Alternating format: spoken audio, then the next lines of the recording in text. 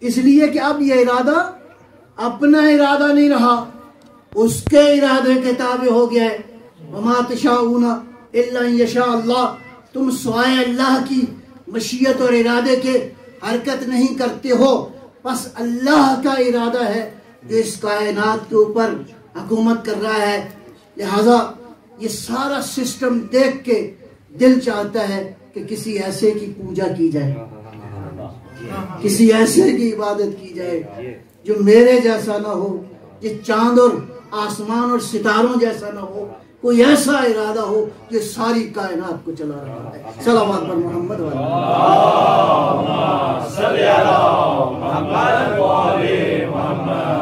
دیکھیں دو چیزیں ہیں، ایک کو کہتے ہیں علت اور ایک کو کہتے ہیں معلول۔ سادہ لفظوں میں بتاؤں، کاز اینڈ ایفیکٹ۔ ہر معلول کے لیے ایک علت کی ضرورت ہے، اگر علت نہ ہو تو معلول نہیں ہوتا۔ ایفیکٹ کے لیے کسی کاز کی ضرورت ہے۔ فرض کیا یہ لکڑی کا ممبر، یہ یہاں پہ معلول ہے، یہ ایفیکٹ ہے۔ یہ ایفیکٹ کہاں سے آیا ہے؟ اس کی علت کیا ہے؟ اس کی علت درخت ہے۔ درخت کی علت کون ہے؟ زمین ہے۔ زمین کی علت کون ہے؟ اللہ اکبر۔ تو علت چاہیے، بس ممکن ہے ایک علت کسی بڑی علت کی معلول ہو۔ کیا بات ہے، کیا بات ہے۔ ہر علت مستقل نہیں ہے اس کائنات کے اندر۔ پھر یہ درخت کاٹا گیا، کاٹنے کے بعد یہ جو شیپ دی گئی ہے، یہ شیپ دینے والا کون ہے؟ یہ معلول ہے، اس آدمی کا جس نے اس کو یہ شکل دی ہے۔ اس آدمی کی علت کون ہے؟ اس کے والدین ہیں۔ ان کی علت کون ہے؟ ان کے والدین ہیں۔ تو عقلی طور پر لاجیکلی دلیل اگر دینی ہے تو اس میں دو قباحتیں نہیں ہونی چاہیے۔ ایک کہتے ہیں انفینٹ ریگریس نہ ہو، یعنی تسلسل موجود نہ ہو، ورنہ دلیل بے معنی ہے۔ تسلسل اور کنٹینیوٹی کیا ہے؟ آپ پوچھتے ہیں جی آپ کون ہیں، کیسے آئے؟ کہا میری علت میرے والدین ہیں، ان کی علت ان کے والدین ہیں، ان کی کاز ان کے والدین ہیں۔ کہیں معاملہ رکنا چاہیے، کوئی ایسا ہو کہ جو ساری علتوں کی علت ہو، کہیں اور سے موجود نہ ہو۔ بس آدم کا وجود پہ ایمان لانا اس لیے ضروری ہے تاکہ سلسلہ نسب باقی رہے۔ صلوات پر محمد و آل محمد۔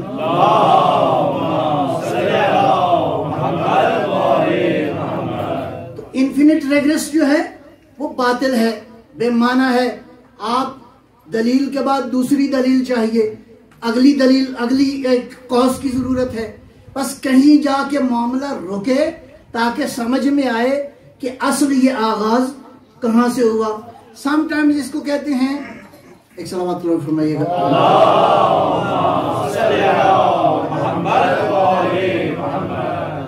سم ٹائم اس کو کہتے ہیں کہ یہ دور ہے اور دور باطل ہے۔ دور کیا ہوتا ہے؟ دور ہے سرکولر ریزننگ۔ اس کی مثال دیتا ہوں۔ کسی نے پوچھا جی امام بارگاہ مسجد کہاں پہ ہے؟ آپ نے کہا جی اسکول کے سامنے ہے۔ اس نے پوچھا اسکول کدھر ہے؟ کہا مسجد کے سامنے ہے۔ کہا یہ دونوں کدھر ہیں؟ کہا آمنے سامنے۔ صلوات پر محمد و آل محمد۔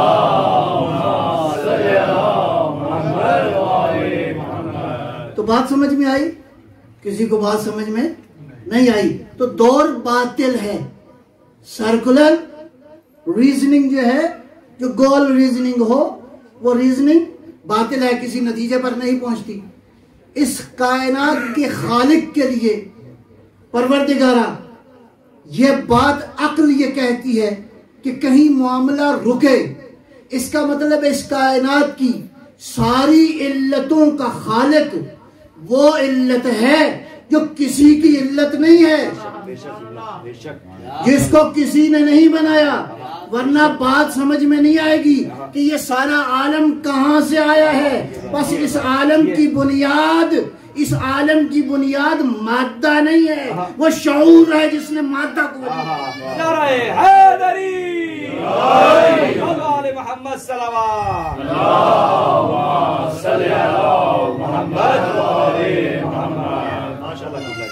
ये बात पहुंच रही है आप तक? एक बार फिर सलावत फरमाइएगा।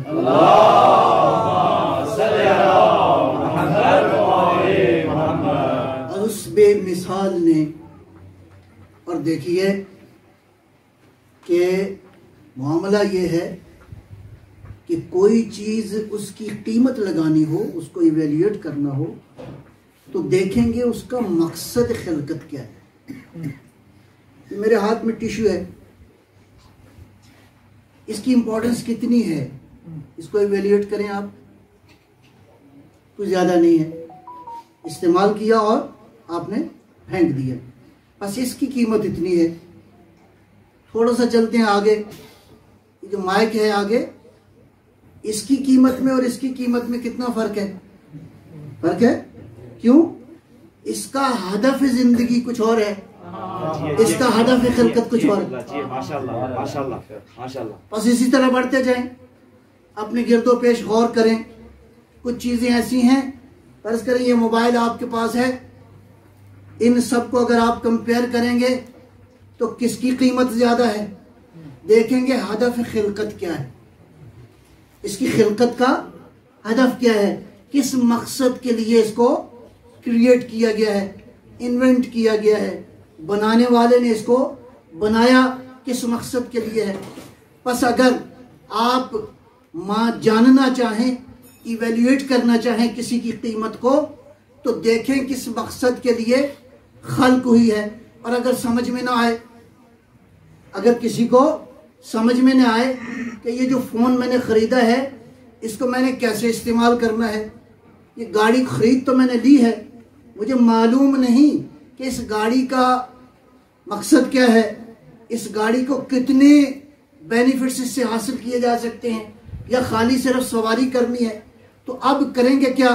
अब आपको अगर मालूम नहीं है तो पूछेंगे कहाँ से, जहाँ से ये मेड इन हो, तो जो है आपकी, जहाँ की मेड इन हो वहाँ आप राब्ता करेंगे। बस आपको ये कानून तो समझ में आ गया। अगर किसी शय की कीमत को जानना है, अगर किसी शय की अहमियत को जानना है, तो मेड इन का पता करो। चाइना मेड इन है, जापान मेड इन है, पाकिस्तान मेड इन है, यूके मेड इन है। इंसान तेरी कीमत में पूछना चाहता हूं तो पूछो जहां के मेड इन हो। जहां का मेड इन है ये इंसान, वो ये कहते हैं ये सारा आलम हमने तुम्हारे लिए बनाया है, जमीन को हमने मुसख्खर कर दिया, ये आसमानों को हमने मुसख्खर कर दिया।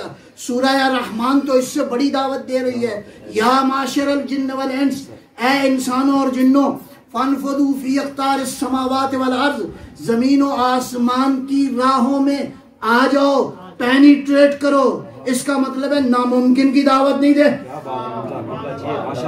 परवरदिगार मुमकिन की दावत दे रहा है।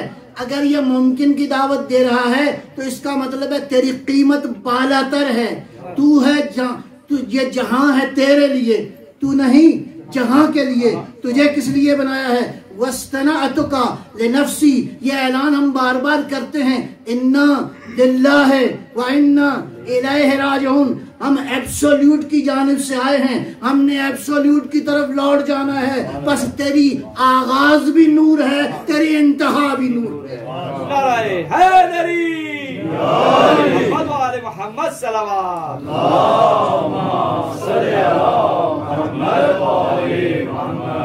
नारे तकबीर, अल्लाहु अकबर, नारे तकबीर, अल्लाहु अकबर, नारे रिसालत, या रसूल अल्लाह, नारे रिसालत, या रसूल अल्लाह, नारे हैदरी, या अली, हैदरी, या अली। आवाज़ बुलंद सलावत, अल्लाहुम्मा सल्ली अला मुहम्मद व आले मुहम्मद। अगले मरहले में यह है ला तनफुदूना, तुम आसमानों की तरफ नहीं आ सकते, तुम इन जमीन और आसमान की राहों को तय नहीं कर सकते।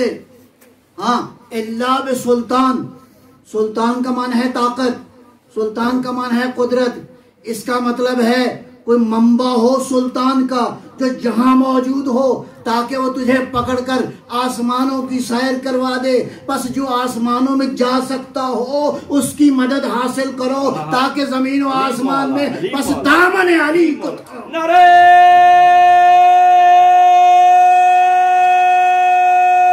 حیدری محمد و آل محمد صلوات. اللہم صلی علی محمد و آل محمد. اور دو طرح کے لوگوں کا تعارف کروایا ہے قرآن نے. صدیقین ہیں، مومنین ہیں، متقین ہیں، مقربین ہیں، صالحین ہیں، شہداء ہیں، اصحاب المیمنہ ہیں. اس کا مطلب ہے تم ان مرحلوں کو طے کر سکتے ہو. اس کے مقابلے میں اگر تم نے یہ پہچان حاصل نہیں کی کہ تم کہاں سے ہو، اسی لیے مولا کائنات امیر المومنین علی ابن ابی طالب علیہ السلام رحم اللہ عمران من عرف من این فی این و الی این. یہ جملہ ایسا ہے کہ زندگی کے سارے فلسفے کے اوپر حاوی ہے، حتیٰ آپ کی اپنی زندگی کے لیے، حتیٰ زندگی میں جو انسان جو کوئی بھی پلاننگ کرنا چاہتا ہے. یہ تین بنیادی ڈائمنشنز ایسی ہیں کہ مولا نے فرمایا رحم اللہ عمران، اللہ اس شخص پر رحم کرے. یہ دعا ہے. وہ شخص کامیاب ہے جو ان تین چیزوں کو جانتا ہو. رحم اللہ عمران، اللہ اس انسان کے حالات پہ رحم کرے، یعنی اللہ اسے کامیاب کرے جو یہ جانتا ہو، یہ جو معرفت رکھتا ہو. کیا؟ من اینا، کہاں سے ہے، فی اینا، کہاں پہ ہے، الی اینا، منزل کون سی ہے. بس یہ تین اصول جاننا ضروری ہے. بس کچھ لوگ اس مرحلے میں آ کر انہوں نے جو راستہ انتخاب کیا وہ متقین کا تھا، صالحین کا تھا، وہ شہداء کا تھا، وہ مقربین کا تھا. اس کے مقابلے میں کیا ہیں؟ اس کے مقابلے میں کفار ہیں، ظالمین ہیں، منافقین ہیں، مستکبرین ہیں. لہذا وہ جانے اور ان کا کام جانے. ہم نے اس راستے پہ نہیں جانا. البتہ یہ معرفت ضروری ہے کہ دو طرح کی دعوتوں میں سے کون سی دعوت کا انتخاب کیا جائے. اب مجھے اگلے مرحلے میں جانے دیجئے، اور وہ یہ ہے پروردگار جس کا ساری مخلوق کا نظام ایسا پرفیکٹ ہے، ایسا کامل ہے، ایسا اکمل ہے کہ کہیں ذرہ برابر بھی اس میں نقص موجود نہیں. کیا بات ہے، کیا بات ہے. صلوات پر محمد و آل محمد.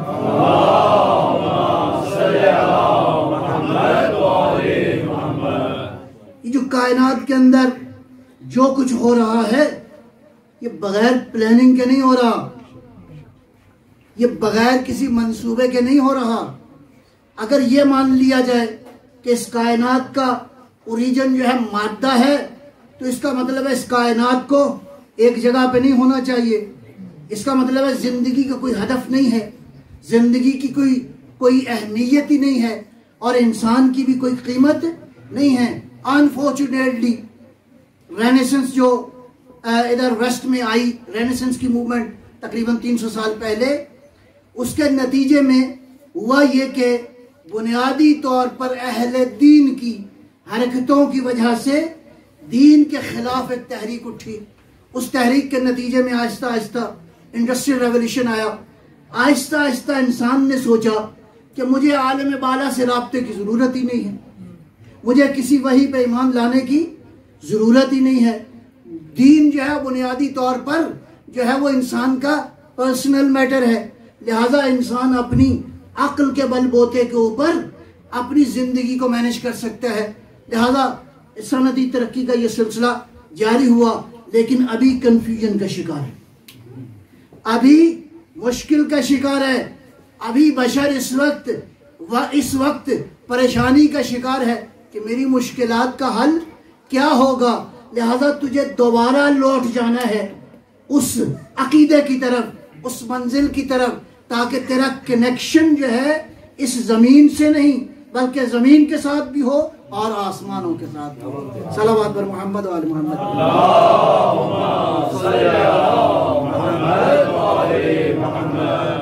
ابھی تو یہ بات ہو رہی ہے کہ یہ جو یونیورس ہے یہ کیا کرتی ہے؟ کمیونیکیٹ کر رہی ہے مختلف طریقوں کے ساتھ. مختلف طریقے بیان کیے گئے ہیں. اس میں ایک طریقہ ہے، فرض کریں کہ آپ ذرا غور کریں، بہرحال یہ رائے ہے ابھی، لیکن بہت ساری چیزیں ایسی ہیں جو ہم پہلے سے کہہ رہے ہیں، دنیا والوں کو آج سمجھ میں آ رہی ہے. ایک تو کہتے ہیں کہ بعض اوقات یہ ہوتا ہے کہ ایک ہی واقعہ آپ کی زندگی میں رپیٹ ہو رہا ہے، اس کا مطلب ہے یہ کائنات آپ کو کوئی میسج دے رہی ہے. یہ دوسرا ذریعہ کیا ہے، یہ جو خواب ہیں، ابھی ان کی انڈرسٹینڈنگ یہ ہے کہ آپ کے انکانشیس میں بہت ساری چیزیں چل رہی ہوتی ہیں، تو نتیجتاً خواب کی شکل میں یہ کائنات آپ کو کچھ نہ کچھ میسیجز دے رہی ہے. لہذا ذرا غور کرو. پھر اگلے مرحلے میں جا کے قابل توجہ ہے، ذرا توجہ ہے آپ کی نعرہ حیدری محمد وآل محمد صلوات. اللہم صلی علی محمد وآل محمد. توجہ چاہتا ہوں اس نقطے پہ. وہ یہ کہتے ہیں کہ پیٹرنز آف نمبرز، یہ مسلسل اس کائنات کے اندر آپ کو میسج دے رہے ہیں. اب یہ تو ہم کب سے کہہ رہے ہیں کہ نمبر جو ہیں یہ بے قیمت نہیں ہیں. اللہ نے اگر کسی نمبر کو کوئی اہمیت دی ہے تو اس کائنات میں اس کی قیمت ہے. اسی طرح 5 کی قیمت ہے، 7 کی قیمت ہے، 12 کی قیمت ہے، 14 کی قیمت ہے. بلکہ میں ابھی تفصیل میں نہیں جاؤں گا.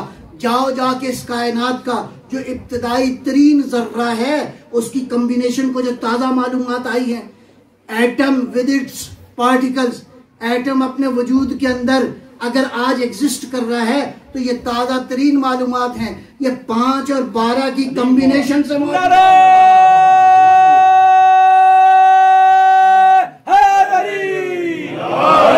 وآل محمد صلوات. اللہم صلی علی محمد وآل محمد. ماشاءاللہ. تو یہ نمبروں کے جو پیٹرنز ہیں یہ بے معنی نہیں ہیں. خالق نے ان کو ایسی 5 نہیں بنایا. خالق نے اس 5 کو کس انداز سے اس کائنات میں خلق کیا ہے. لہذا 12 ہو یا 14 ہو، 5 ہو یا 7 ہو، ان نمبرز کے پیٹرنز آپ کو کوئی دعوت دے رہے ہیں، دعوت فکر دے رہے ہیں. یہ 5 انگلیاں بلاخر کیوں ہیں؟ یہ 5 کا نمبر اہمیت کیا رکھتا ہے؟ یہ 7 کا نمبر کیوں اہم ہے؟ یہ سبع مثانی کا ذکر قرآن میں کیوں کیا گیا ہے؟ یہ نمبرز کوئی آپ کو میسج دے رہے ہیں. اے صاحب عقل و خرد لوگ، ان نمبروں کے اوپر غور کرو. آگے چلتے ہوئے کہتے یہ ہیں کہ اس کائنات کے اندر بعض اوقات ایسا ہوتا ہے کہ پے در پہ آپ کی زندگی میں کچھ واقعات ہو رہے ہیں، اگر ان کو جوڑو تو کائنات تمہیں کوئی میسج دے رہی ہے. اسی طرح اگلے مرحلے میں جا کے کہتے ہیں ایک طریقہ یہ بھی ہے کہ آپ دیکھ رہے ہیں کوئی چیز ٹوٹ رہی ہے، کوئی چیز آپ فائنڈ کر رہے ہو، کوئی چیز آپ لوز کر رہے ہو. You are losing, you are finding, you are breaking. یہ جو توڑ پھوڑ کا عمل ہو رہا ہے یہ بے معنی نہیں ہے، کوئی میسج دے رہا ہے تمہیں. صلوات پر محمد وآل محمد. اللہم صلی علی محمد وآل محمد. بات کوئی زیادہ بوجھل تو نہیں ہو گئی؟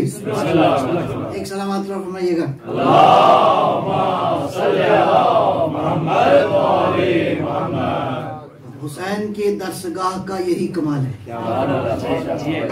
اس درسگاہ میں عام تو یونیورسٹیوں میں کیا ہوتا ہے، جائیں تو پہلے پوچھتے ہیں جناب ایج کتنی، کون سی کلاس میں داخلہ لینا ہے، جی کس لیول پہ آپ نے داخلہ لینا ہے.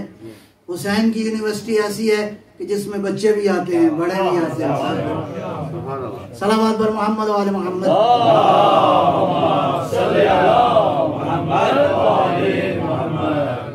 تو میں عرض کر رہا تھا آپ کی خدمت میں، ایک مرحلے پہ جا کے کہتے ہیں کہ یہ جو بیماری ہے، یہ جو ایلنس ہے، یہ جو آپ کے اندر پیدا ہوتی ہے، یہ آپ کو کوئی میسج دے رہی ہے. تو مجھے یاد آیا مولا امام سجاد علیہ السلام کی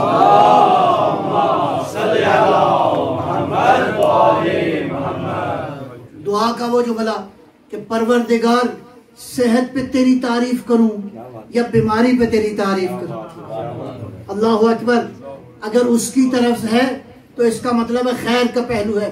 البتہ شریعت یہ نہیں کہتی کہ چھوڑ دو ایسے ہی، نہیں، احتیاط اپنی جگہ پر کرو، لیکن احتیاط کے ساتھ ساتھ سمجھو کہ اس کی جانب سے آئی ہے۔ لہذا بعض اوقات یہ بیماریاں، یہ مشکلات، یہ پریشانیاں آتی ہیں مومنین کے درجات کو بلند کرنے کے لیے اور دوسروں کو ادب سکھانے کے لیے۔ صلوات پر محمد و آل محمد۔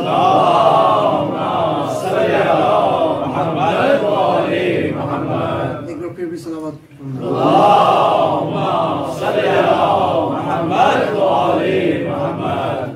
اب آگے اگلا مرحلہ یہ ہے، ہم آگے اس دنیا کے اندر، اور اس دنیا میں آنے کے بعد پروردگار نے ہدایت کے مختلف انتظام فرما دیے۔ اس میں ایک مرحلے پر علماء یہ کہتے ہیں روایات کی روشنی میں ایک پیغمبر اللہ نے اندر رکھا ہے، اس کو پیغمبر باطنی کہتے ہیں، اور وہ کیا ہے؟ انسان کی عقل ہے۔ یہ عقل جو ہے انسان کی ہدایت کے لیے، البتہ یہ عقل ایک مرحلے تک ہدایت کر سکتی ہے، اور وہ جو قرآن دعوت دے رہا ہے آ جاؤ آسمانوں میں، اس کے لیے اگلے مرحلے کی ہدایت کی ضرورت ہے۔ اور وہ مرحلہ کس کا ہے؟ وہ وحی الہی کا ہے۔ اب وحی کے بھی مدارج مختلف ہیں جو قرآن کریم نے بیان کیے ہیں۔ ایک صلوات پڑھے میں تاکہ بیان کروں۔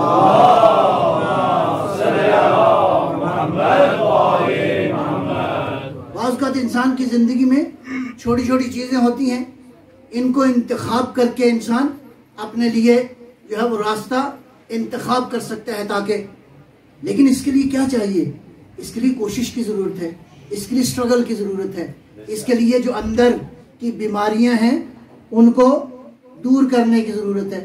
یہ آپ ڈیوائسز کے اوپر وہ کرتے ہیں نا ڈیلیٹ کچھ چیزیں ہیں، ڈیلیٹ نہ کریں تو کیا ہوتا ہے؟ سسٹم کرپٹ ہو جاتا ہے نا، لہٰذا کبھی کبھی اندر سے بھی کچھ نہ کچھ چیزیں ڈیلیٹ کرنی چاہیے۔ صلوات پر محمد و آل محمد۔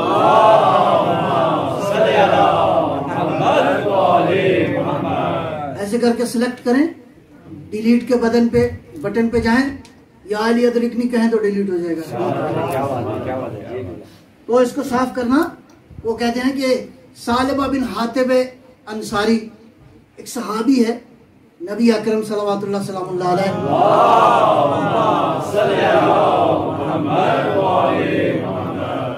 کی خدمت میں آیا، کہا یا رسول اللہ میں بڑا غریب ہوں تو دعا فرمائے میرے لیے۔ آپ دیکھیں کہ انبیاء کا، ائمہ کا کام یہ تھا، دیکھتے تھے اس کے مطابق ہدایت کرتے تھے۔ ہر مریض کو ہر دوائی نہیں دی جا سکتی، اگر ہر مریض کو ہر دوائی دے دیں گے تو مریض کیا ہوگا؟ ممکن ہے ختم ہو جائے۔ لہذا دیکھا یہ جو خواہش کر رہا ہے اس کے مطابق تاریخ کہتی ہے، پیغمبر نے فرمایا کہ دیکھو یہ جو ہے نا تمہارے پاس اللہ نے جو دیا ہے اس کا شکر ادا کرو، یہ کافی ہے تمہارے لیے۔ چپ کر کے چلا گیا۔ اگلے دن پھر آیا، کہا یا رسول اللہ دعا فرمائے، میرے حالات ٹھیک نہیں ہیں۔ کہا دیکھو ایسا ہے کہ یہ جو تھوڑا ہے نا اس کا شکر ادا کرنا آسان ہے، اگر زیادہ آ گیا تو حساب کتاب میں مارے جاؤ گے۔ پھر چلا گیا چپ کر کے۔ تیسرے دن پھر آ گیا، کہا یا رسول اللہ کی دعا نہیں فرماتے؟ اب تیسرا مرحلہ تھا۔ فرمایا ٹھیک ہے میں دعا کرتا ہوں تمہارے لیے۔ اس سے پہلے یہ جو خواہش تھی اس کی، 5 وقت کی نماز کہاں پڑھتا تھا؟ پیغمبر کی اکرم کے پیچھے اقتداء میں پڑھتا تھا۔ اب پیغمبر نے دعا فرمائی، گیا جا کے اس زمانے میں ظاہر ہے کاروبار سب سے بڑا جو ہے وہ یا کھجوروں کے باغات ہوتے تھے یا بھیڑ بکریاں ہوتی تھیں، اس طرح کی چیزیں تھیں۔ تو گیا جا کے کوئی ایک جانور خریدا، اور اس جانور سے بالکل دنوں کے اندر جو ہے وہ اس کی افزائش ہونا شروع ہو گئی، 1 سے 2، 2 سے 4، 6 سے 10۔ اب جیسے جیسے جانوروں میں اضافہ ہونا شروع ہوا، اس کی ایک ایک کر کے نمازیں چھوٹنا شروع ہو گئی۔ ظہر کی چھوٹ گئی، مثلا عصر کی چھوٹ گئی، کہا چلو خیر کوئی بات نہیں، مغرب تو ہے نا۔ آہستہ آہستہ وہ مغرب کی بھی چھوٹ گئی، آہستہ آہستہ وہ عشاء کی بھی چھوٹ گئی، یہاں تک کہ رزق میں اضافہ ہوتا رہا۔ بعض اوقات ہم رزق اس طرح کماتے ہیں کہ ادھر توجہ ختم ہو جاتی ہے۔ آہستہ آہستہ یہ ہوا کہ روزانہ کی نمازیں چھوٹنا شروع ہو گئیں۔ اب آہستہ آہستہ اس کے بعد اگلے مرحلے میں کیا ہوا کہ جانوروں میں اضافہ ہو گیا۔ اب مدینے سے باہر جو ہے نا ایک مثلاً فرض کرو ایک مربع زمین خرید لی اور یہ سارے جانور وہاں پہ لے گیا۔ اب ہر جمعے کو آتا تھا، کہاں جو ہے وہ ہر دن پیغمبر کے پیچھے جا کے نماز پڑھتا تھا۔ اب جمعے کے جمعے پھر ایک یہ ہوا کہ جمعہ بھی چھوٹ گیا۔ کبھی کبھی کوئی صاحب ملتے تھے، اب مدینے والے ٹھیک ہیں صلوات بر محمد والے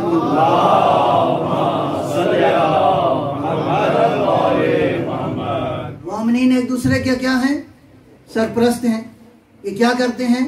ایک دوسرے کو نیکی کا حکم دیتے ہیں اور برائی سے روکتے ہیں۔ سرپرست کون ہوتا ہے؟ Who is the guardian? What's the definition of guardian? Guardian یہ نہیں ہوتا 2 سال بعد فون کرے ہیلو السلام علیکم کیا صلوات بر محمد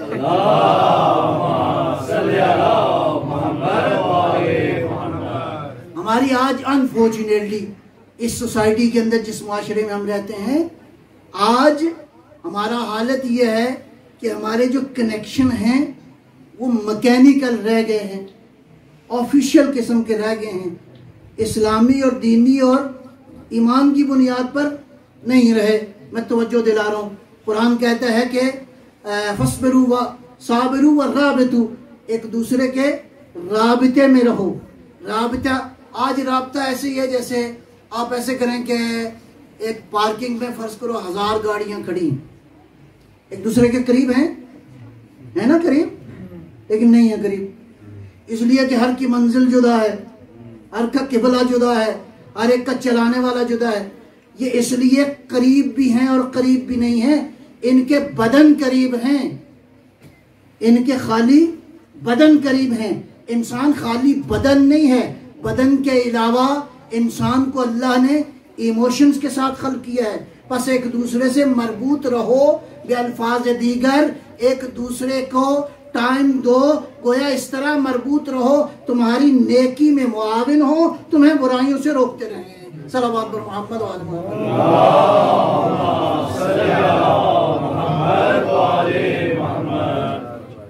تو یہ شخص جو ہے، یہ ثعلبہ جو ہے، آہستہ آہستہ کیا ہوا کہ ایک دفعہ حکم نازل ہوا کہ میرا حبیب ان سے زکوٰۃ لی جائے۔ زکوٰۃ کا حکم آ گیا اور 2 افراد کو بھیجا، کہا کہ فلاں فلاں فلاں سے زکوٰۃ لے کر آؤ۔ اب اس کے پاس آ گئے، کہا وہ پیغمبر نے فرمایا کہ زکوٰۃ، کہا یار وہ ایسا ہے کہ تم کہیں اور سے ہو، ایسے بھی کرتے ادھر سے ہو پھر بعد میں میرے پاس آنا، میں جب تک سوچتا ہوں۔ گئے 2-4 آدمیوں سے وہ زکوٰۃ اکٹھی کی، اور ایک آدمی جو ہے اس نے کے پاس زکوٰۃ لینے گئے تو کہا کہ تمہاری زکوٰۃ جو ہے وہ ایک اونٹ بنتا ہے۔ وہ بھاگتا ہوا گیا، کہا کہ بہترین اونٹ میں انتخاب کروں تاکہ پیغمبر بھی خوش ہوں اور خدا بھی خوش۔ وہ ایک اونٹ انتخاب کیا، دیا۔ بہرحال مختصر یہ کہ دوبارہ گئے، دوبارہ اس نے جو ہے وہ اللہ کیا اور بالآخر زکوٰۃ نہیں دی۔ اس کے بعد یہ ہوا، تاریخ یہ کہتی ہے کہ دوبارہ اللہ نے پیغام بھیجا جس میں فرمایا کہ یہ شخص جو لوگ کہتے ہیں پہلے کہ ہم قربان، ہماری جان قربان، ہم آپ کے صدقے ہماری ہر شے قربان، جب وقت آتا ہے تو آہستہ آہستہ پیچھے ہٹ جاتے ہیں۔ یہ لوگ، ان کا ایمان ثابت نہیں ہے، یہ لوگ کافر ہیں۔ اس آیت کے آنے کے بعد اس ثعلبہ کا ایک جاننے والا یہاں موجود تھا، بھاگتا ہوا گیا، کہا کہ یہ آیت جو آئی ہے اس کا میسج یہ ہے۔ اب گھبرا کے آیا پیغمبر کی خدمت کا، یا رسول اللہ میں زکوٰۃ دیتا ہوں۔ فرمایا مجھے خدا نے منع کیا ہے، میں تمہاری زکوٰۃ قبول نہ کروں۔ صلوات بر محمد و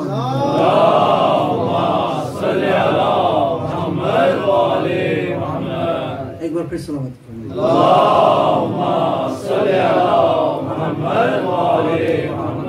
بس عزیزان، ضرورت ہے اس بات پہ غور کیا جائے کہ یہ ایمان سلامت رہے اور اس راستے پہ قائم رہیں جو راستہ حسین کا ہے، جو راستہ اہل بیت کا راستہ ہے، ان میں کوئی کمی نہیں ہے،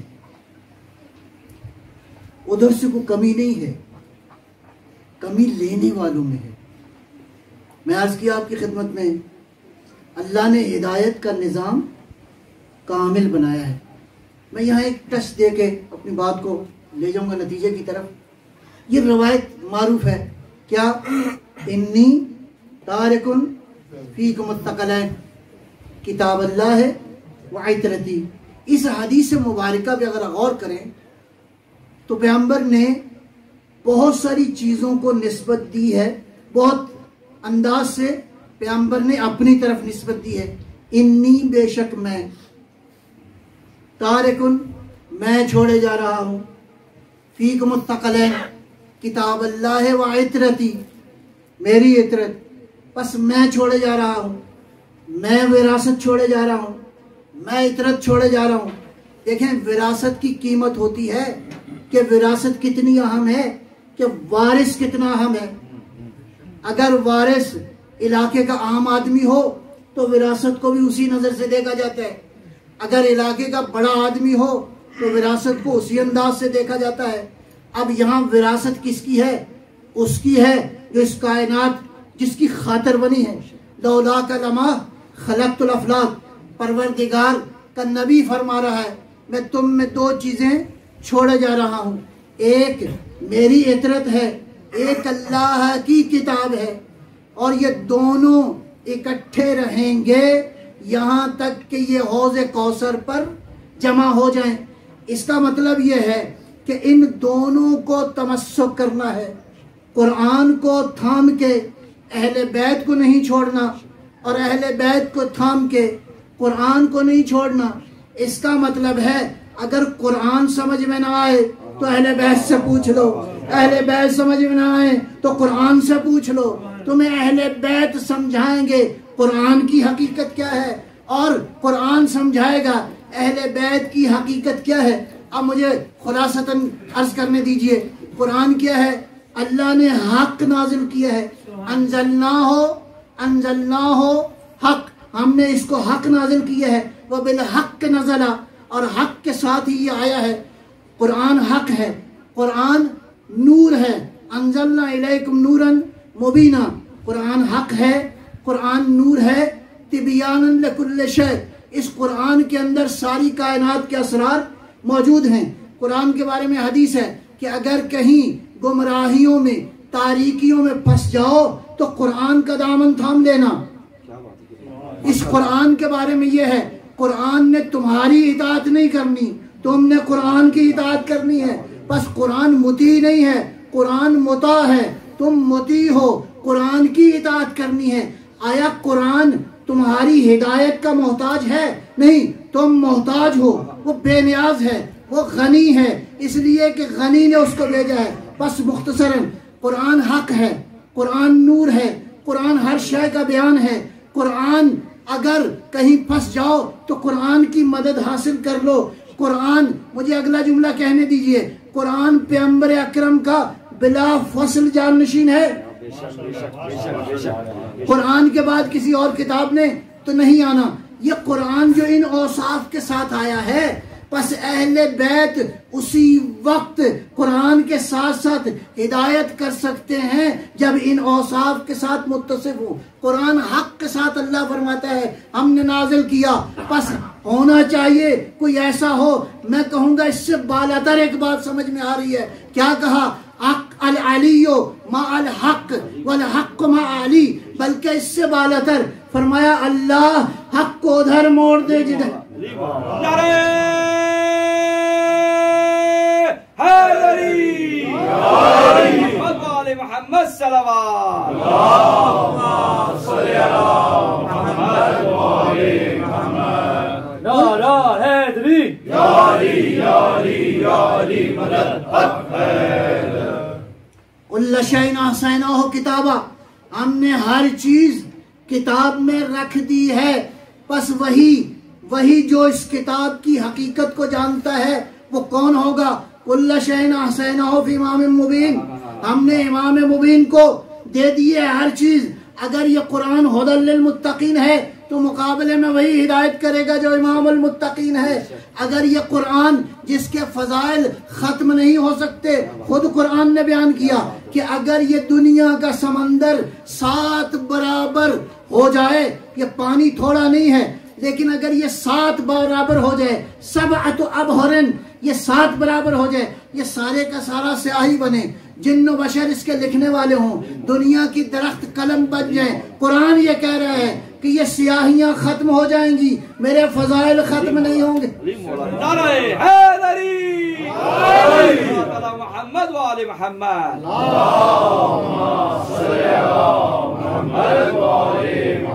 کیا فرمایا پیغمبر نے؟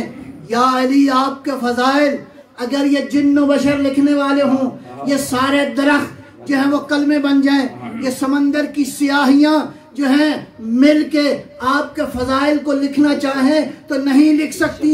کیوں؟ جواب کیا ہے؟ جب قرآن کے فضائل نہیں بیان ہو سکتے۔ علی کے نعرہ حیدری، محمد و آل محمد صلوات، اللہم صلی علی محمد و آل محمد۔ بس ہدایت کامل کی ضرورت ہے، ہدایت غیر ناقص کی ضرورت ہے۔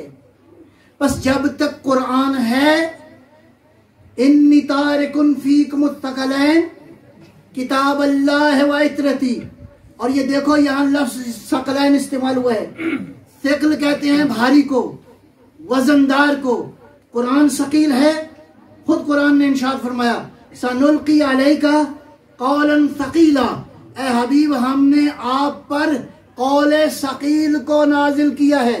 بلکہ یہ بھی موجود ہے کہ اگر ہم اس قرآن کو پہاڑوں پہ نازل کرتے تو یہ پہاڑ ریزہ ریزہ ہو جاتے۔ پہاڑ آپ کو سمجھانے کے لیے ہے، پہاڑ اس لیے کہ آپ کی نظروں میں طاقت کا بہت بڑا سرچشمہ ہے، نہیں، قرآن کی ساری حقیقت، اگر قرآن اپنی حقیقت میں نازل ہو جائے تو پہاڑ نہیں، یہ کائنات تحمل نہیں کر سکتی۔ جب قرآن کی حقیقت کو یہ کائنات تحمل نہیں کر سکتی تو علی کی ولایت کو کون کر؟ نعرہ حیدری، محمد و آل محمد صلوات، اللہم صلی علی محمد و آل محمد، نعرہ حیدری، یا علی یا علی یا علی مدد حق حیدر۔ بس عزیزو، آج کی گفتگو اسی مرحلے پہ پہنچی کہ اگر خود بے مثال بننا ہے تو ان کا دامن تھام لو جو بے مثال، ماشاءاللہ۔ ان بے مثال ہستیوں میں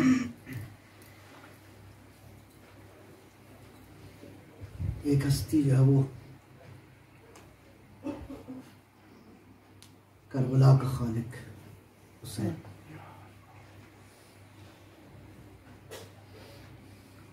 میں عرض کروں کہ حسین نامکمل ہے اگر زینب نہ، اس لیے کہ حسین کا انتخاب ہی ایسا۔ آج پرسہ دینا ہے کس کو؟ زینب کو نہیں دینا، آج ام المصائب کو پرسہ دینا، وہ جو ہر شہید کے آنے کے بعد اپنے بھیا حسین کے پاس جاتی تعزیت کے لیے، آج زینب کو پرسہ اس لیے دینا ہے کہ ہر شہید کا ذکر ہوتا ہے۔ عزیزو، کربلا میں بچوں کا کردار بہت بلند ہے، شہادتیں بھی بڑی دردناک ہیں۔ مسلم کے 2 بچے کس عالم میں مارے گئے، قاسم کس طرح شہید ہوئے، ان بچوں کا عجیب ایک کردار ہے اس کربلا میں، لیکن سارے بچوں میں اون و محمد کی شہادت بڑی عجیب ہے۔ عزیزانو، آپ کو معلوم ہے کہ زینب کبریٰ جب بھائی کے ساتھ نکلی تھی مدینے سے تو بچے ہمراہ نہیں تھے. یہ جناب عبداللہ بعد میں آئے دونوں بچوں کو لے کر. تو اپنی زوجہ سے کہا زینب اگر کہیں جنگ ہو، اگر کہیں جنگ کا معاملہ ہو جائے تو میرے ان بچوں کو قربانی کے طور پر. اللہ اکبر. اب بیوی نے اس امانت کو لیا. عزادارو وقت گزرتا رہا. پہنچی کیا شب عاشور. یہ آخری رات ہے. کل سب نے میدان کربلا میں اپنی جانوں کا نذرانہ دینا ہے. تاریخ کہتی ہے کہ اس رات مائیں بچوں کو تیار کر رہی تھی. کہیں رباب اپنے بچے کو جھلا رہی تھی، کہیں قاسم کی ماں اسے تیار کر رہی تھی. اون و محمد کو تاریخ کہتی ہے، بعض مکاتب نے لکھا ہے ماں نے بچوں کو کنگھی کی، تیار کیا. تاریخ کہتی ہے کہ کفن کے 2 لباس ان بچوں کو پہنائے اور کہا بیٹا کل اپنے ماموں کا دفاع کرنا ہے. تمہیں معلوم ہے کہ تم جعفر طیار کے پوتے ہو. عزادارو کون ہے جعفر طیار؟ یہ بالکل عباس کی طرح یہ وہی شہید ہے جس کے جنگ موتا میں بازو کٹ گئے، جس نے اپنی جان راہ خدا میں دی.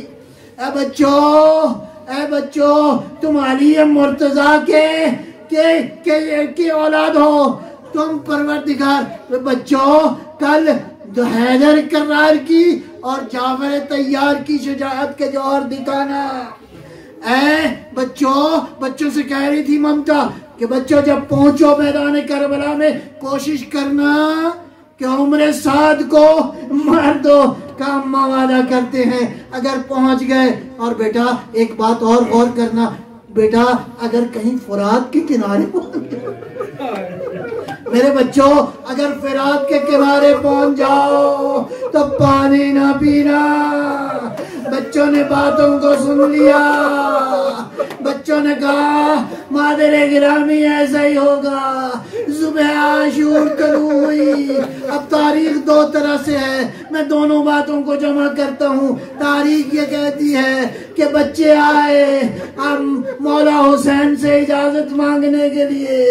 اب حسین اجازت دینے سے کترا رہے ہیں. دونوں بچوں کو ہاتھوں میں لیا گئی بھائی کے پاس. بھیا میرے ان بچوں کو مرنے کی اجازت نہیں دو گے؟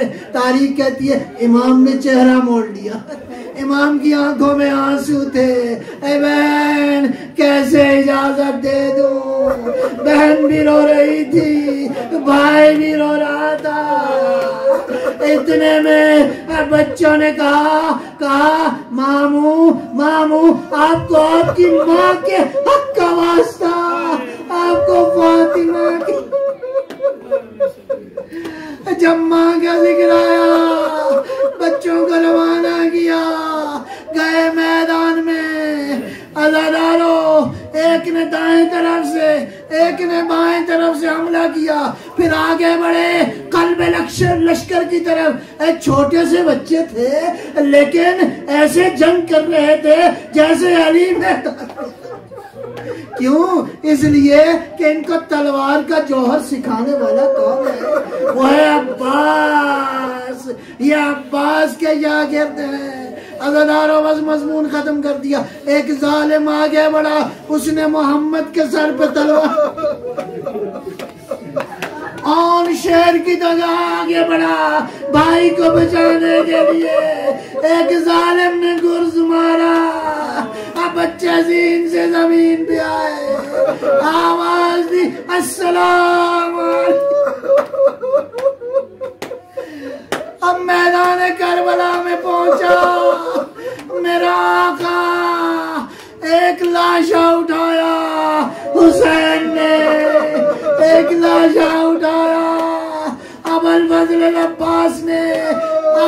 ابھی تک ہو یہ رہا تھا کہ لاشیں جاتے تھے گنج شہیدہ میں خواتین بیان کرتی تھی، خواتین روتی تھی، اور جملہ سنو گے مقاتل کا، جملہ ازادارہ یہ ہے جیسے ہی لاشیں پہنچے زینب کبریٰ سجدے میں گری، سجدت امہما شاکرۃ لشہادتہما، پروردگارا تیرا شکر ہے تو نے میری قربانی کو عرض کروں گا بی بی، او بی بی یہ عجیب بچے ہیں کہ ان کو رونے والا کوئی نہ تھا۔ کربلا کے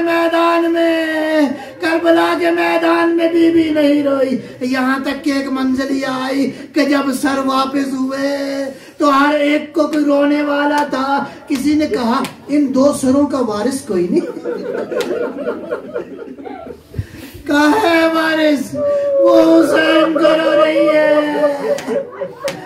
عزادارو سوال پوچھوں گا، اے مادر گرامی، کیا تیرے دل میں ماں کا جگر نہیں ہے؟